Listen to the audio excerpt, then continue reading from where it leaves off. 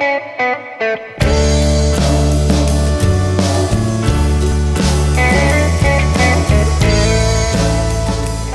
everyone, this is Pablo Rodriguez and Steve Jones of LosJones, and this is episode 3 of the Viva LosJones podcast series.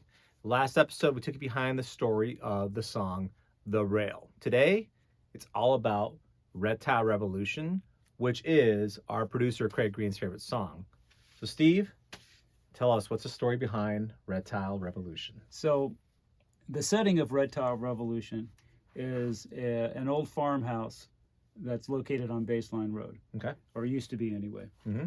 And it was kind of turned into a artist community. Okay. So it was basically someone was leasing the house. Okay. What was this called? And it was called the Baseline Mansion. Okay. Perfect. Yeah, thanks for asking. Yeah. And so there's a bunch of artists who lived in there. Mm-hmm.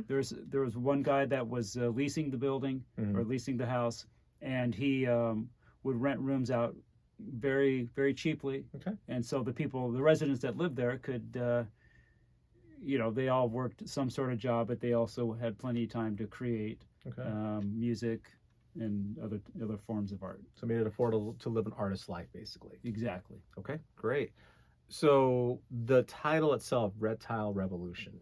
Tell me more about that concept. So that's talking about the development all along the South Mountain corridor and the Baseline corridor. Mm-hmm. So back when people lived in that house, and this would have been in the 90s, okay, the surrounding area was still kind of pristine, and you could actually walk out the back door and end up at South Mountain. Okay. And if you fast forward to a couple of decades later, it's all infilled with shopping centers and houses. Okay. And Reptile references basically the prevalent architecture that most houses are made from here in the Phoenix area. Okay, yeah.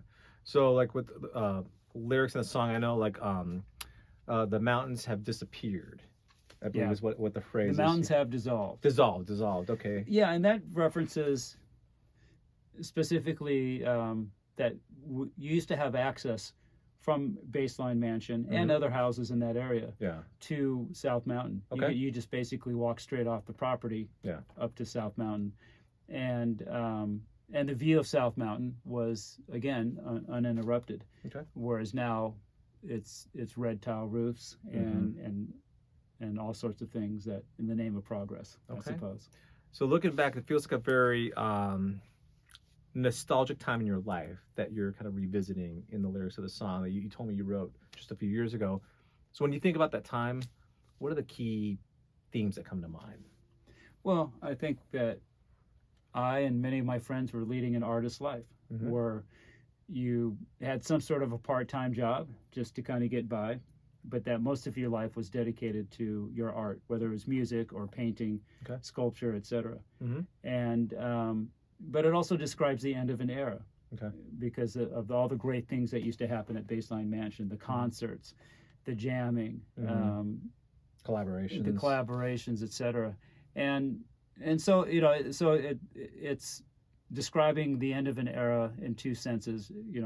Part of it is just the end of my youth and that of my friends, and the end of a time where it was more affordable to be an artist. Okay. And I don't know, musically for me, there's almost an aspect of like a rock and roll gospel experience to this. Tell me more about the music.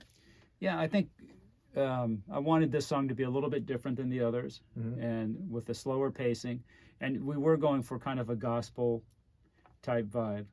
And I think that was accentuated by Duncan Stint, who played piano on the tune. On the album, okay. Yeah, and he really, I think, absorbed and captured the spirit of what we were going for.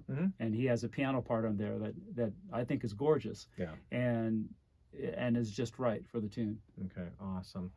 Well, everyone, hope you look forward to hearing Reptile Revolution on our album. Yes. We look forward to continuing this series. We only have a few more songs to review. Right. So we'll keep doing these leading up to the album release, the official album release show on October 22nd. But again, looking forward to talking more. This is Pablo Rodriguez. And Steve Jones. And we'll talk to you next time. Thanks so much. Oh, yeah. tower.